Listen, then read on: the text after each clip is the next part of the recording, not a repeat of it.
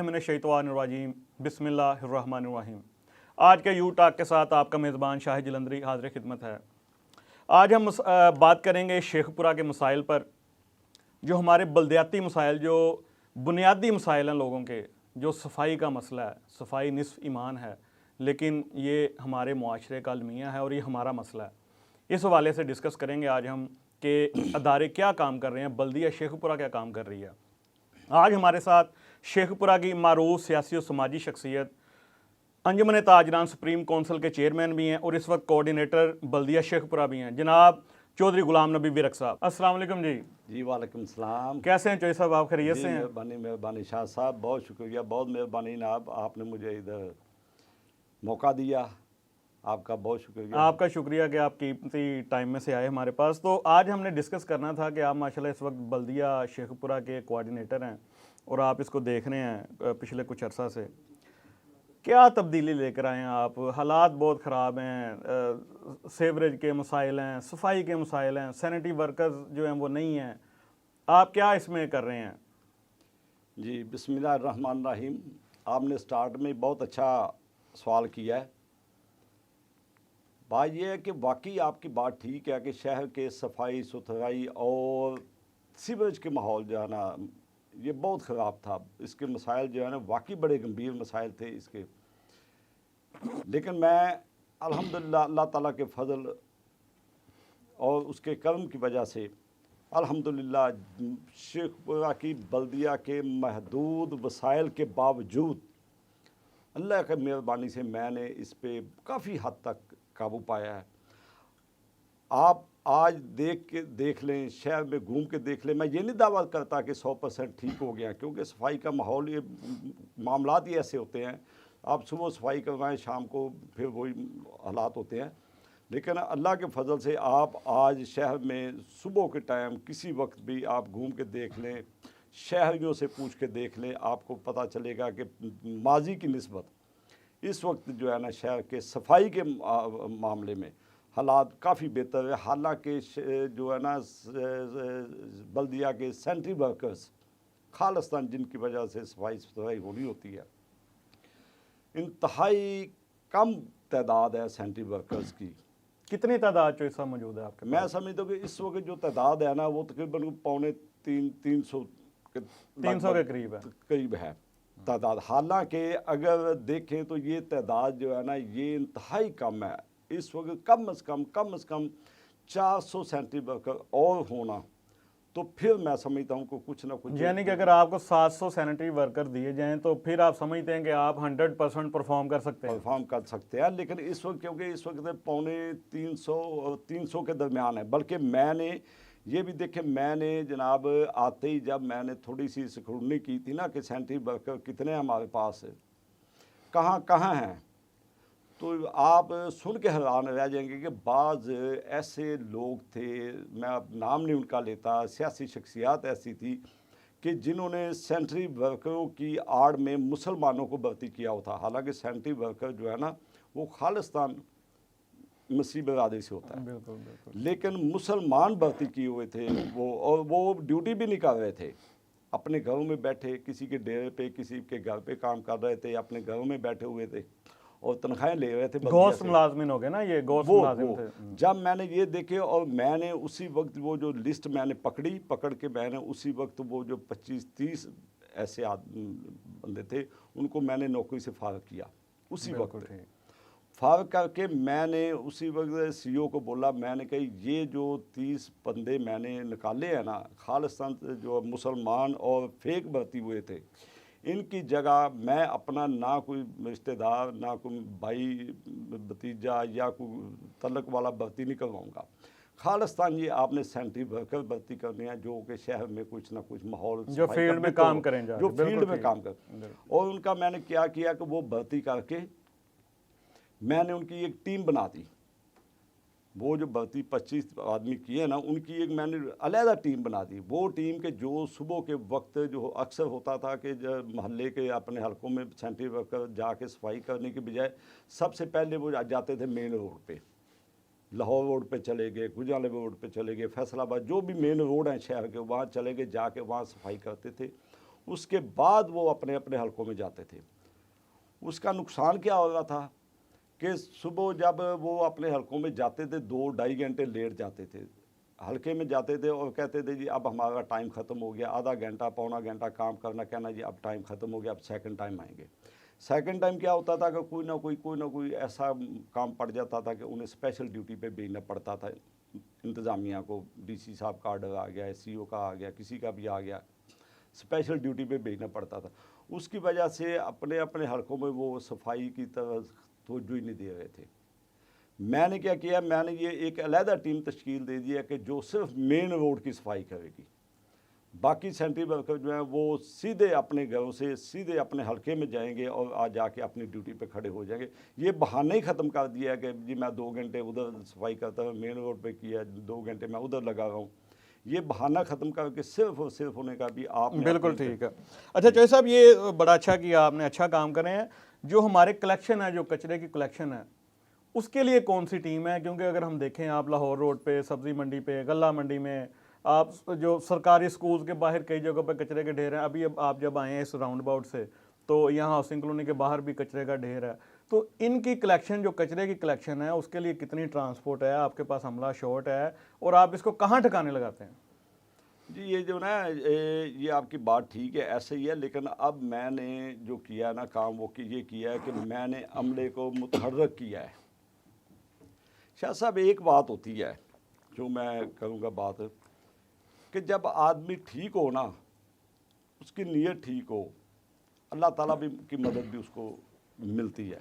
बिल्कुल ठीक है। जब उसको अपनी ज़ात का लालच नहीं ना होगा, फिर अल्लाह ताला की मदद भी उसके साथ होती है। अल्हम्दुलिल्लाह मुझे अपनी ज़ात का कोई लालच नहीं है। मुझे शौक़ है लोगों के काम आने का, लोगों की तकलीफ़ें दूर करने का, लोगों के मसाइल हल करने का। आपके सामने मैं काउंसलर भी रहा हूँ।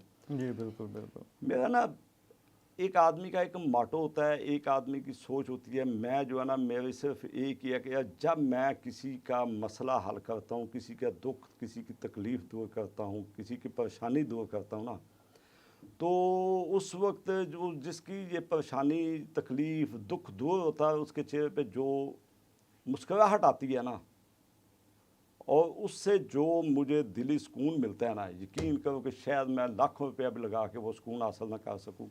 जो मुझे उसके चेहरे की जो है ना खुशी, वो देख के और उसकी दुआ दे सुन के जो मुझे खुशी होती है ना, मैं यही ढूंढता रहता हूँ। यही वजह है कि मैं बल्दिया में भी जाके बैठा हूँ ना, उस वक्त मुझे हफ्ता 10 दिन 15 दिन प्रॉब्लम आई है।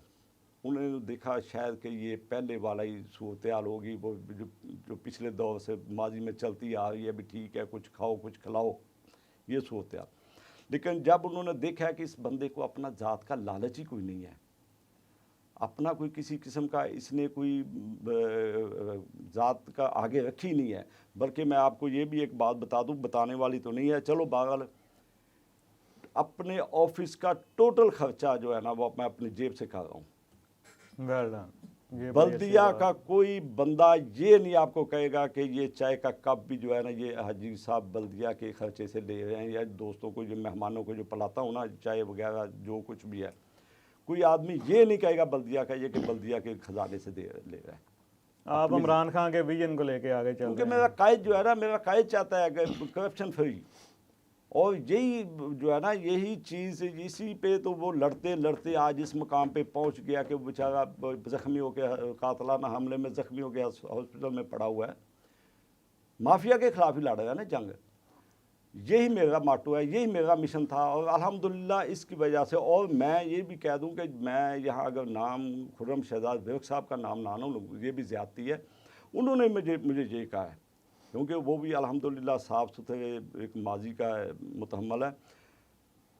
वो उन्होंने मुझे कहा है कि उधर जाके इज़्ज़त बनानी है, लोगों के मसले हल करने हैं, करप्शन फ्री करना है। करप्शन देखें, टोटल करप्शन तो कोई भी नहीं ख़त्म कर सका। इसी माफिया के ख़िलाफ़ वही बात आ गई कि लड़ते लड़ते जो है, जो हमारा कायद आज हॉस्पिटल में पड़ा हुआ है, लेकिन बंदे की कोशिश होती है।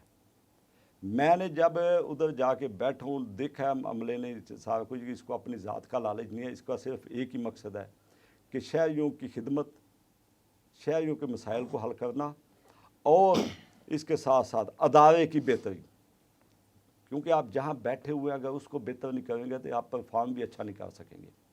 अदारे की बेहतरी, यही वजह है कि उसके बाद मैंने अपने तमाम स्टाफ को इकट्ठा किया, CEO से लेकर नीचे तक सबको इकट्ठा किया। इकट्ठा करके उन्हें मैं यही एक ही बात कही, यार शहर की खिदमत करनी, आप भी शहरदार हैं, मैं भी शहरदार हूँ। चौधरी साहब, शहर की खिदमत मेरा जो करनी सवाल है ना कि जो शेखपुरा से आप कचरा जो कलेक्शन है, आपका जो सिस्टम है, वो आप कहाँ पे उसको डिस्पोज ऑफ कर रहे हैं? उसके लिए कोई आपके पास जगह है या नहीं? आप उसको कहाँ फेंक रहे नहीं, हैं? उसके पास जो मंडियों की सफाई है, वो गला मंडी हो, वो सब्ज़ी मंडी हो, या जो मुख्तलिफ इलाकों के जो यूसीज के जो कचरे के ढेर हैं, वो उनको कहाँ शिफ्ट कर रहे हैं आप? ये वो जो है ना, ये सबसे पहले तो जो करीबी जगह होती है ना, किसी भी मोहल्ले की करीबी खाली जगह होती है ठीक है, वो सेंट्री वर्कर उधर इकट्ठा करते वहाँ हैं, पे स्टॉक इकट्ठा कर लेते हैं। ठीक उधर है, इकट्ठा कर, उसके बाद ट्रालियाँ आ जाती हैं, सुबह बिल्कुल सुबह ठीक ट्रालियाँ आ जाती हैं। ट्रालियाँ जो है ना वो उठा के इन्हें बाहर, पहले इधर था डेरा गरीब आलम के नज़दीक एक हमने बनाया हुआ है पॉइंट, उधर फेंकते हैं। उसके बाद आजकल जो है ना ये इधर फैसलाबाद रोड पे एक और बनाया हुआ है पॉइंट, उधर फेंकते हैं कूड़ा। ये सारा उधर शहर से बाहर जो है ना इसको उधर मुंतकिल करते अच्छा हैं। चौधरी साहब, आप चलें, आपकी मेहनत नज़र आ जाएगी और नज़र आ भी रही है।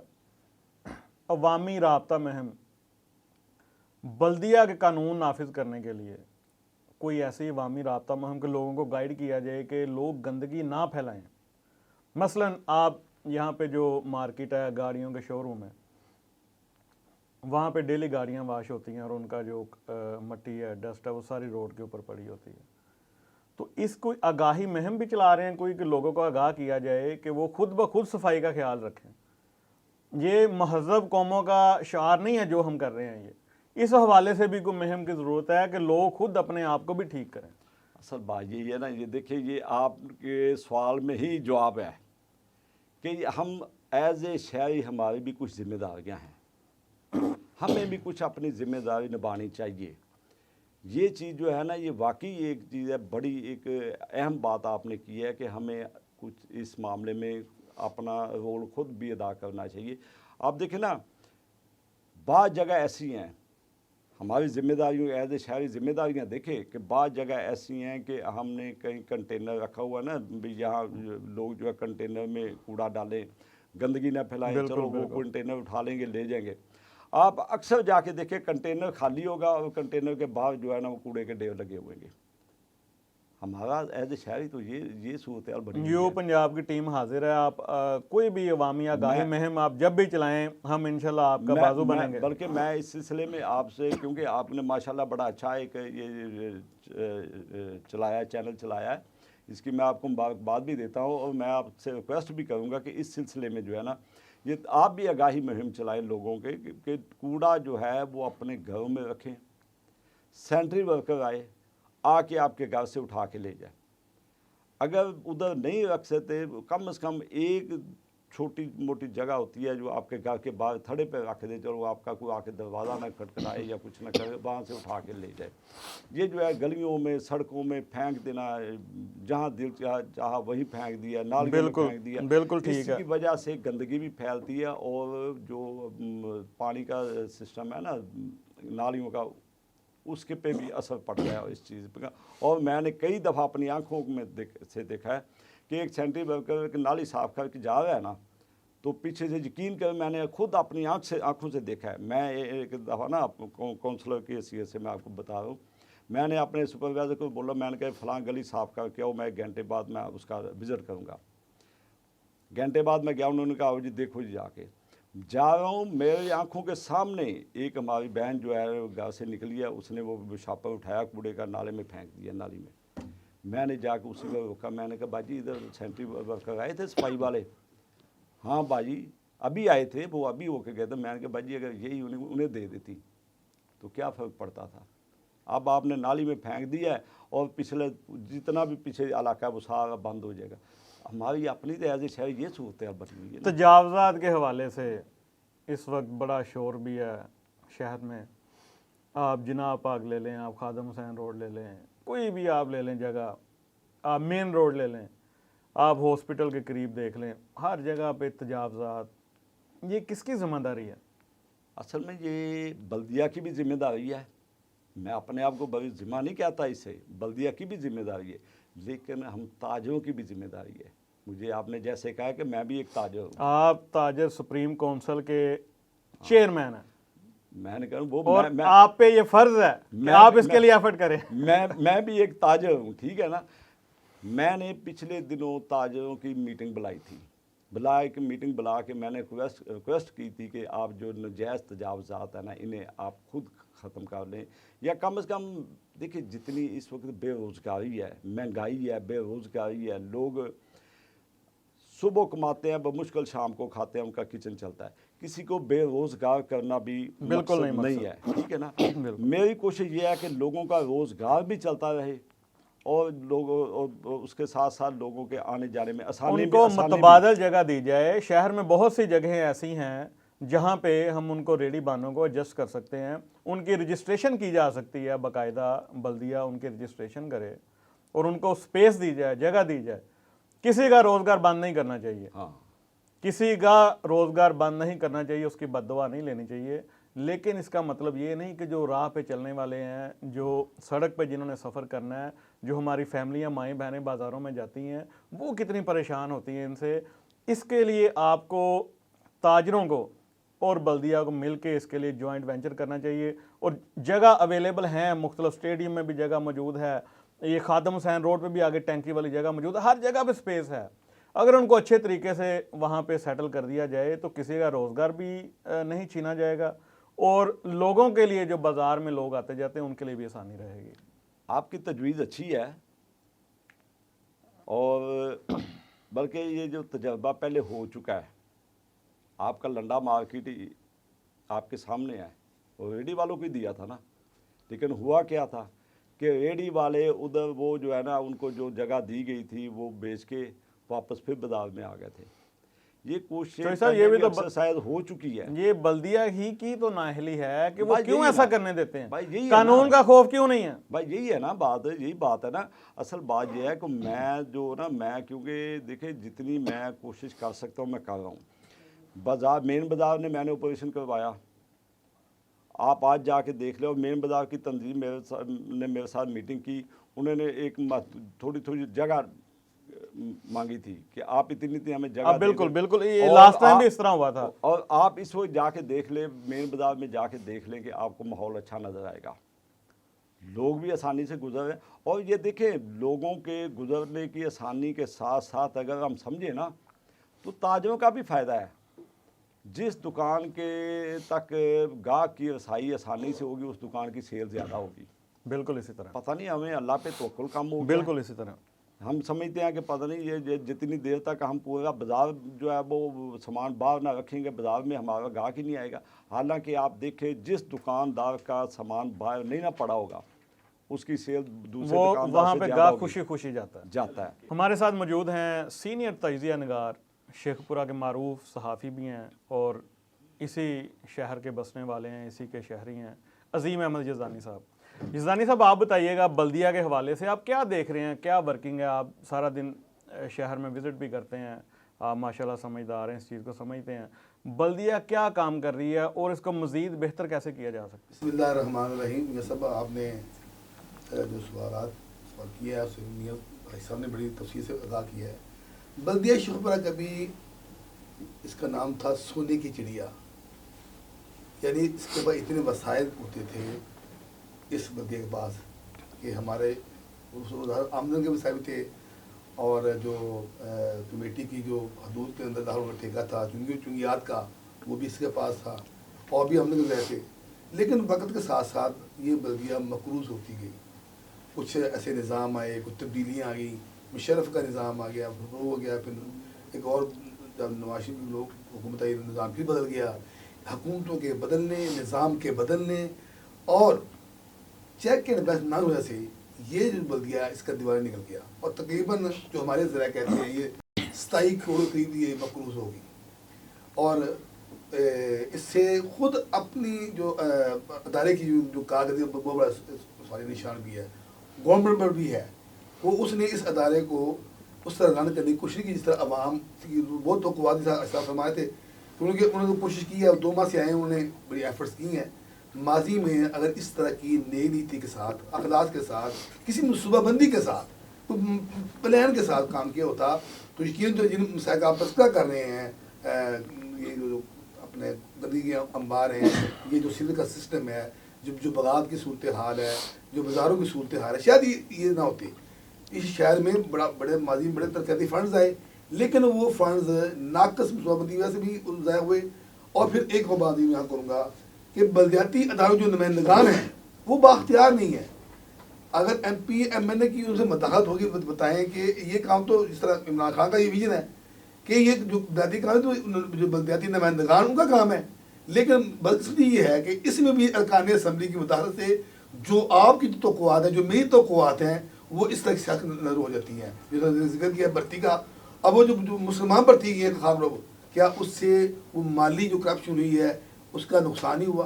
क्या उस शहर में जो सफाई निज़ाम जो आपका ख़राब है वो क्यों हुआ कि जो ख़राब लोग थे वो उसमें मुसलमान पर भर्ती हो गए और वो घरों पर बैठ के तनख्वाह ले रहे थे? कुछ ऐसे ख़राब लोग हैं जिनका ऐसा शायद जिक्र नहीं किया, जो अफसरान के घरों पर हैं, वो अवाम का हक बनता है। हमें चाहिए कि अगर हम अवाम की बात करते हैं तो हमें इस तरह के फैसले लेना होंगे। और पंजाब हुकूमत को मैं समझता हूँ कि ये जो अब सुप्रीम कोर्ट भी कह रही है कि बल्दियाती इंतखाबात होने चाहिए, हाई साहब के लिए आप पूरे शहर तो नहीं दे सकते, लेकिन जितनी इनकी बसात है, जितनी इनकी अखबारात की काम कर रहे हैं, बल्दियाती निज़ाम में होगा और बाख्तियार तो जिदानी साहब, ये बल्दियाती इंतखाबात भी तो मैंने या आपने तो नहीं ना कराने हैं। चौधरी साहब की हुकूमत है पंजाब में, इस वक्त भी इनके अलाइंस हैं, तो ये क्यों नहीं करवाते बल्दियाती इंतखाबात? करवाएं। इससे पहले PTI की भी हुकूमत रही है 3 साल और 7 माह, उसमें भी इंतखाब नहीं हुए। इसमें किसका कसूर है? ये हमारा जो सिस्टम है, जैसा बात किया सर, जो माफियाज हैं, जो मुख्तलिफ कुव्वतें हैं, अभी क्यों नहीं हो रहे? सुप्रीम कोर्ट ने बात बताया कि ये पंजाब में नहीं हो रहे या सिंध में नहीं हो रहे, क्यों नहीं हो रहे? ये होने चाहिए। ये जो ग्रास रूट जिन मसाइल का आप जिक्र कर रहे हैं, ये जो आवाम के सुलगते हुए मसाइल का आप जिक्र कर रहे हैं, उसके हल के लिए बल्दियाती निज़ाम को मजबूत होना चाहिए। और जमहूरियत की जो नसरी है वो बल्दियाती इदारे हैं। अगर ये बाख्तियार होंगे, इनके पास इख्तियारात होंगे, ये बेहतर फार्म करेंगे, आवाम को नहीं मिलेगा। ये जो रोज़मर्रा के मसाइल हैं उसमें बड़ी मदद मिलेगी। अगर इनके साथ एक हाउस होता तो ये इससे भी जो फैसले करने से ज़्यादा मौसर, मजबूत, मकबूल और मुतहर्रिक फैसले करते हैं साहब। लेकिन चूँकि वो नहीं है, एडमिनिस्ट्रेटर हैं, अब जो इसके अदारे के एडमिनिस्ट्रेटर हैं वो शायद हमें जहाँ इतला नहीं कभी आए, लेकिन सूबाई वज़ीर कानून खुर्शीद आबिद ने इशारा किया है, उन्होंने इस इंतहाई मसले के लिए इनको कोऑर्डिनेटर मुकर्रर किया। और इस वक्त जो ये काम कर रहे हैं, जैसा हमने जिक्र किया, तजावज़ात का जिक्र किया, आपने सिव का जिक्र किया, मैं यहाँ आपके स्वास्थ्य पर मैं आपको यहाँ इंसाफ कर दूँ कि शुक्रा की तारीख में जितने फंड्स ये सिविल सिस्टम के लिए आए हैं, किसी और के लिए नहीं आए हैं। लेकिन देख लें कि अरबों रुपए के फंड उसकी हालत आज भी नहीं बदल सकती। आज नहीं बदल सकी है। ये अब क्या है? ये करप्शन है, नाकसूबंदी है, ये किसकी नहली है, नलायकी है? क्यों इस मसला जुल्म हो रहा है? पूरी चंद जो बारिश कतरे होते हैं वो तालाब में शहर बदल जाता है। अब इन्होंने कोशिश कर रहे हैं, ये PTI की हुकूमत को चाहिए भी, इमरान खान का विजन भी है कि बल्दियाती अदारों को आप बाख्तियार बनाएं। फिर जो जिस निज़ाम की आप मैं बात करते हैं, वो निज़ाम तभी कायम होगा इंसाफ का, एहतसाब का, और ऐसा निज़ाम से अवाम के मसाइल उसकी दहलीज पर हल हों। वो तभी मुमकिन है जब इन अदारों को जो कि जमहूरियत की नस्री हैं, इनको मजबूत और फाल किया जाए। देखिए, मैं यही आपकी बात को आगे लेके चलूँगा कि दुनिया में जितने महज़्ज़ब मुल्क हैं, आप अगर उनकी मिसाल लें तो वहाँ पे जो मेंबरान पार्लियामेंट हैं, वो ईवान बाला है या ईवान ज़ेरी है, उनका काम कानून साजी है।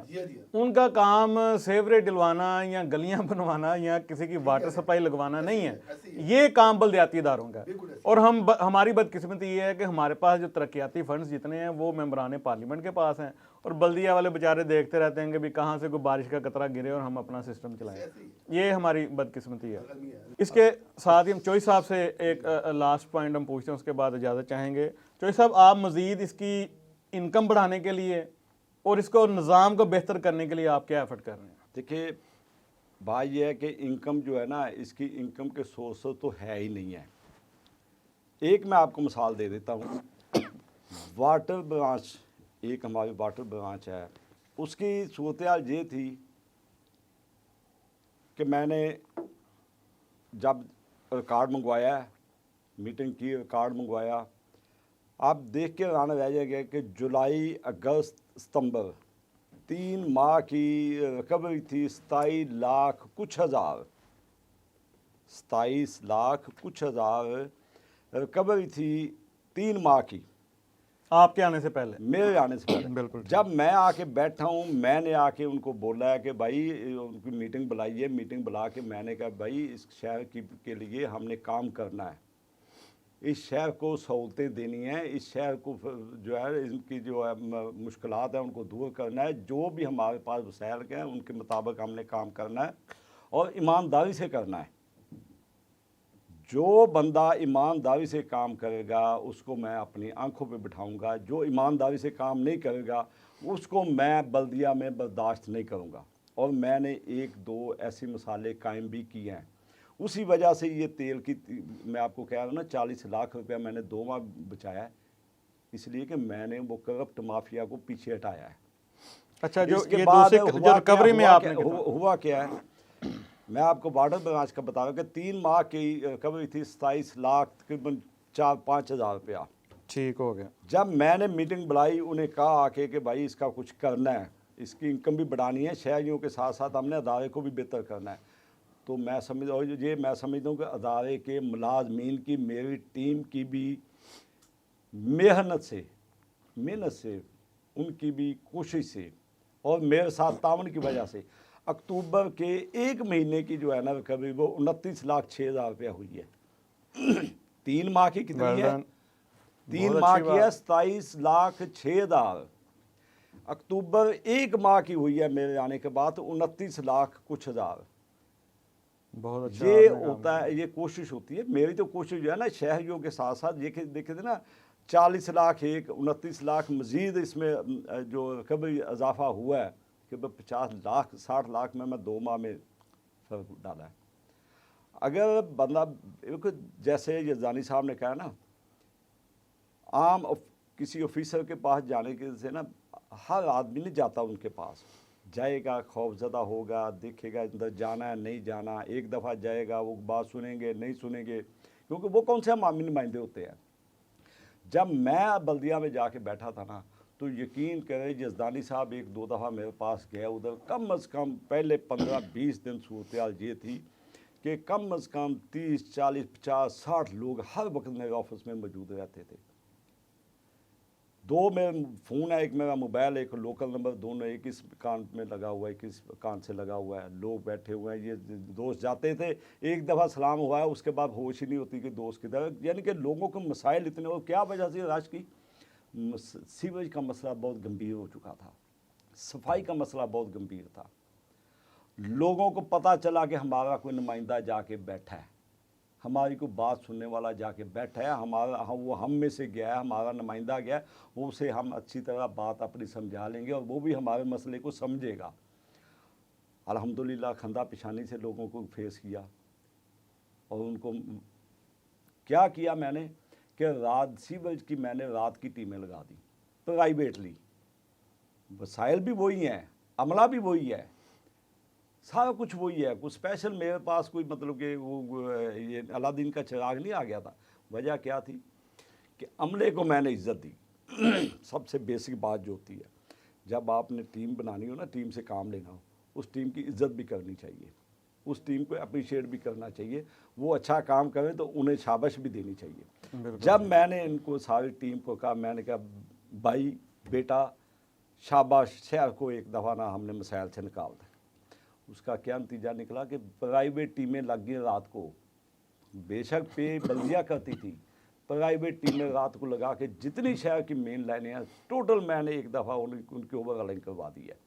आपने पिछले 15-20 30 दिन पहले 1-2 दफ़ा बारिश हुई है, आपने देखा। एक दफ़ा मैं गया यज़दानी साहब के यहाँ जुमा पढ़ने के लिए, जब गया हूँ कुदरती अचानक बारिश उधर होगी, अचानक हुई थी तकरीबन 1 घंटा 2 घंटे पहले, शायद वो सड़कें पानी पानी। और यकीन जाने के जुमा पढ़ के मैं यज़दानी साहब के यहाँ चाय पी के बाहर आया तो उनकी सड़कें साफ़ थी। इतनी जल्दी पानी निकला है। उसकी वजह क्या है जितनी लाइनें हैं ना वो मैंने लाइनें साफ कर तो ये सब उसके बातें- बाद दूसरी बात रह जाएगी, जो मैंने मेन काम एक और किया है, पता नहीं पिछले 5, 6, 7 साल से ये काम हुआ ही नहीं था।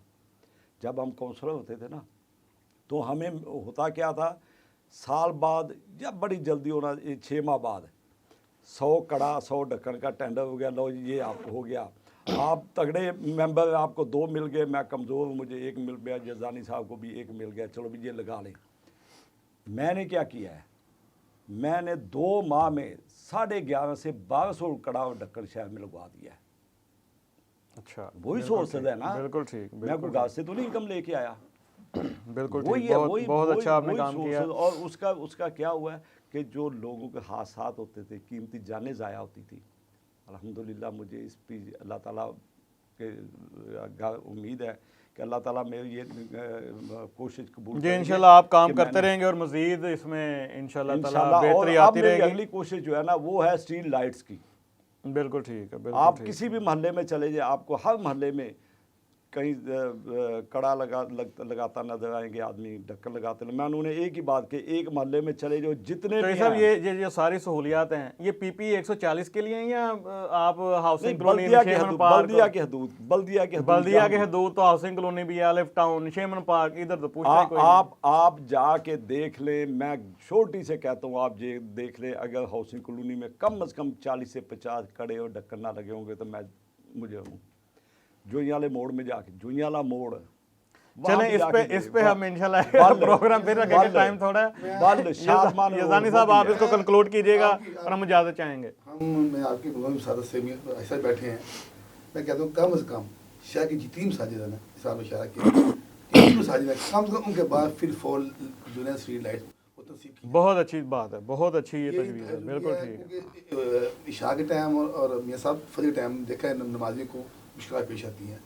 अगर ये इंतहाई हम काम है, बाकी भी मैं अगर वसाइल क्योंकि उनके मसाइल ज़्यादा हैं और वसाइल कम हैं, हम कहते हैं कि शहर की मसाजिद हैं उनके बाहर जो है स्ट्रीट लाइट होनी चाहिए।